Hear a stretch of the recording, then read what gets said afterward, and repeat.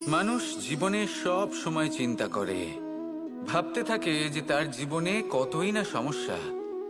তারপরে নিজের আশেপাশে দেখে আর ভাবে যে সবাই কত প্রসন্ন, শুধু আমার জীবনেই সমস্যা আছে।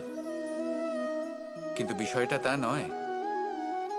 শুধু প্রত্যেক ব্যক্তিরই নয়, প্রত্যেক প্রাণীরও জীবনে সমস্যা আছে। এবার মানুষ একটা পাখিকে দেখে এটাই ভাবে যে এদের জীবন কতটা সহজ। কোনো দেশেরই সীমারেখা এদের ওপর লাগু হয় না। কোথায় থাকবে সেই নিয়েও কোনো ভাবনা নেই। কত শান্তির জীবন এদের।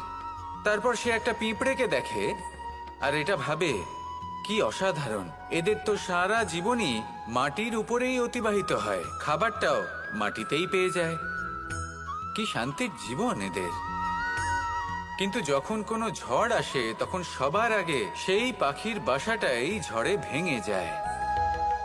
এই পাখি যে শাখাতেই গিয়ে বসে পড়ুক, তাদের উপর সবসময় সংকট থাকে যে ওপর থেকে কোনো বড় পাখি এসে তাদের উপর প্রহার না করে, তারা নিজেদের প্রাণ না হারায়। আর যদি কথা বলি পিঁপড়েকে নিয়ে, এদের উপর সবসময় সংকট থাকে যে কোনোভাবে বাতাস বা জল এদের ভাসিয়ে না নিয়ে যায়, কোনো প্রাণী ওকে পা দিয়ে পিষে না দেয়, এই পিঁপড়ে পিষ্ট হয়ে না মারা যায়।